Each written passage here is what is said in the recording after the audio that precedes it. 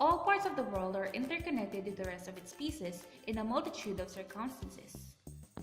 Over the last century, efforts to overthrow barriers that divide nations are carried through to create a network of commerce that transcends culture, religion, and ethnicity. And with the world's rapid integration and interdependence, an influx of economic business disciplines entered the scene. One discipline in particular that made an impression is what is now known as corporate governance. But what exactly is corporate governance? While every layman has an innate knowledge on the subject, few have a deep understanding of the concept of governance and its significance in firm oversight and control. Corporate governance is generally referred to as a set of regulatory mechanisms and systems in the proper and effective direction and control of corporations. The principles of corporate governance have been derived from the classic agency theory laid before by Adolf Berle and Gardner Means, whose core is the separation of ownership and control. They deduced that the management, called the agent, would imminently take actions that would elicit personal benefits in the conduct of its functions. This is often to the detriment of the share owners, called the principals, who are those who put up capital in the firm. The Organization for Economic Cooperation and Development, which prompted the creation of regulatory bodies to supervise corporate governance in the wake of the Asian contagion in 1997 and the era collapse in sync with the fall of Arthur Andersen in the US, has come up with principles that have defined the regulatory frameworks and practices in most countries around the world. In the Philippines, the authority formulating these guidelines and monitoring corporate compliance falls in the hands of the Securities and Exchange Commission with its provisions listed in its Corporate Governance Code. The code sets forth the Board of Directors as the pivot of corporate compliance system with conduct expected to manifest transparency, accountability, and fairness. It shall be the BOD's responsibility to foster the long-term success of the corporation and secure its sustained competitiveness consistent with its fiduciary responsibility for the best interests of the corporation, shareholders, and other stakeholders.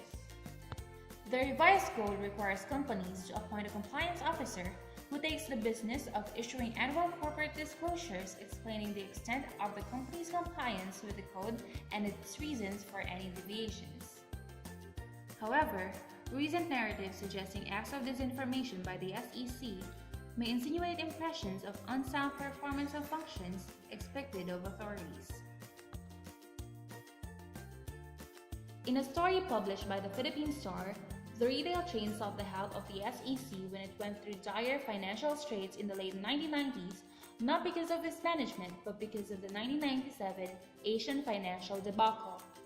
But instead of doing so, the SEC has subjected the Uniwide Group to a pseudo-rehabilitation program for over a decade, and come 2013, wants to dissolve it and liquidate its assets.